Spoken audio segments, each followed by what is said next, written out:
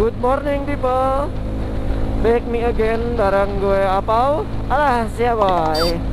Di Sabtu pagi ini ya, udah ada berbau bahasa Inggris. Mungkin gara-gara kemarin gue sering makan pastry ya, dari produknya Deli To Go sama kopinya juga ada rada bau-bau bahasa Inggrisnya gitu. Wah cocok itu malah pokoknya mah jago lah karena bahasa Inggris nak, yakin ya mah. Untuk kali ini gua mau sedikit nge-react salah satu video. Jadi miris juga ya kalau ketemu sama orang-orang ya, gua bilangnya konsumen gitu ya, konsumen yang emang barbar gitu. Dari videonya juga udah kelihatan gitu kalau orang itu dia nggak mau ngantri. Pertama ada videonya, nanti gue liatin videonya kayak gini ya.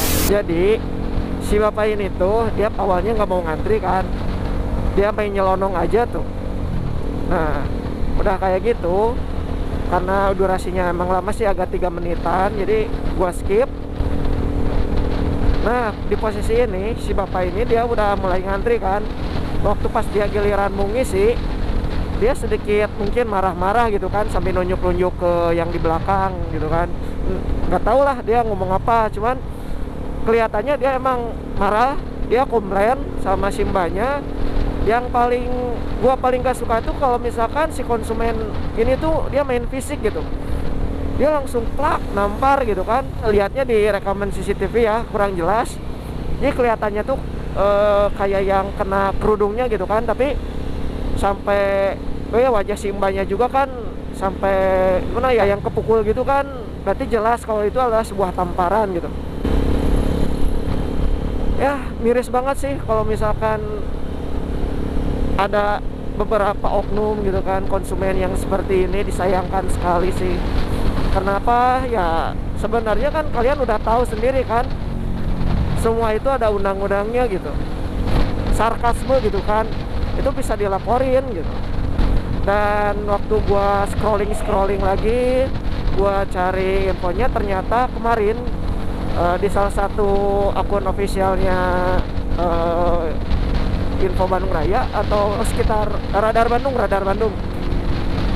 Jadi si bapaknya tuh dia mau mendatangi ke Kapolsek, mau menyelesaikan masalahnya gitu kan. Nah kalau misalkan udah bikin laporan kayak gitu kan, otomatis itu udah dipidanakan kan, dan bisa paling pahit-pahitnya kan bisa dipenjarakan gitu. Tapi akhirnya mungkin si bapaknya dapat hidayahnya, dia ada itikat baik kan untuk mendatangi si mbak-mbaknya tersebut gitu. Dan akhirnya waktu gua cek lagi barusan pagi, ternyata ya akhirnya mereka ambil jalan pintas, jalan damai gitu. Tidak dilanjutkan perkaranya dan tidak dipidanakan gitu. Ya mungkin ada hikmah di balik musibah gitu kan, ada hidayahnya. Sekarang aja pasti ini mah ya, bukan gua mau menyudutkan si bapak itu ya, bukan gitu. Jadi ini mah hanya untuk sebagai pembelajaran buat kita semua, buat orang-orang konsumen yang barbar yang ya seperti itulah. Jadi sebelum berbuat itu ya kita harus berpikir dulu lah, apa sih yang akan kita dapatkan dampaknya gitu. Sekarang kita main pukul-pukul orang aja gitu. Sekarang kalau udah dipidanakan kan mau gimana, berabe ke depannya gitu. Dampaknya apa coba? Mungkin sekarang kan dilihat dari postingannya kan, ada keterangan bahwa si bapak itu nggak mau ngantri, terus menampar gitu kan. Sekarang kalau misalkan yang lihatnya saudara mereka, yang lihatnya mungkin teman-teman dari anaknya, teman-teman dari ya si bapaknya, dari si ibunya, dari lingkungannya, otomatis kan mereka kenal gitu loh. Kok si bapak ini tuh ternyata kayak gini gitu. Meninggal etis gitu kan. Beli sabaran ngantri, tahu-tahu kan menjadi pencemaran lingkungan gitu kan. Dia di lingkungannya itu ya nama dia udah tercemar gitu. Kasihan gitu. Psikisnya pasti dapat gitu, mentalnya dapat, ke anaknya. Gimana kalau misalkan anaknya itu kena bulian, udah tahu kan omongan tetangga lebih pedas gitu kan daripada sambal geprek ayam gitu kan. Pokoknya ayam bukan nama. Ya jadi intinya mah buat konsumen-konsumen yang mungkin merasa sedikit tidak sabaran, terus ya janganlah berbuat hal seperti itu gitu. Kalau misalkan emang gitu kalian nggak sabaran, ya udah cari tempat yang lebih sepi yang bisa langsung isi bensin gitu.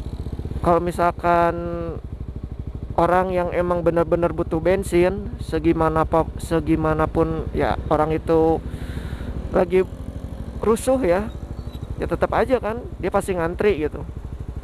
Yang hal yang sangat disayangkan di sini tuh ya terjadinya karena mungkin lagi buru-buru gitu kan, terus mungkin karena lagi ada emosi sesaat, ada masalah di luar sana yang ujung-ujungnya kan ngerugiin kita sendiri gitu lah. Operator-operator yang lain juga mereka bekerja ya sesuai prosedur yang ada dari perusahaan gitu kan, ada peraturan-peraturan yang benar-benar mereka taati di saat mereka kerja gitu. Jadi ya kita sebagai konsumen ya harus memaklumi itu, terus ya harus mengerti gitu. Gak mungkin gitu kan sekarang operator tahu-tahu nyuruh ini nyuruh itu, tapi nggak taunya kan ya nggak ada prosedurnya. Itu nggak mungkin sih. Ditungguin lama-lama udah nunggu di PP, buset. Katanya mau bareng ke PP, taunya udah nunggu di sana. Kampret kan punya teman kayak gitu, Aduh, ada kecelakaan cuy. Alah, alah. Itu tuh, di ini dulu. Ada karunya, Wah, karunya. Aduh, ini. Ya, Pak, susuna, Pak. Kapinggirkeun heula we, Pak. Aduh, ya Allah. Lah, sia susuna lebar.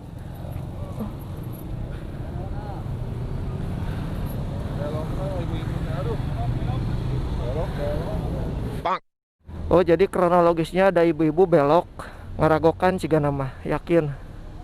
Kaget loh. Asli ini mah yang namanya kaget nih. Lah sia ini susu paning. Susu sapi, Pak. Susu murni. Untuk direm apa sih kegeleng. Tuh, kayak polisi tuh. Mau mana? Rang panya ti dia panya. Bener tuh, itu awe itu tuh. Oh. Ya guys, si bapaknya nanggung, terus ada yang nyebrang dari sana. Nah, benar Pak gitu. Iya Pak. Tuh dengerin ya, tuh hati-hati loh di sini loh. Kasihan tuh. Ya moga aja bisa diselesaikan secara baik-baik lah ya. Soalnya ini susu paling buat dijual lagi. Gue juga nggak bisa lama-lama di sini, tapi respect lah buat teman-teman, buat orang-orang di sekitar. Mereka langsung ngebantu si bapaknya.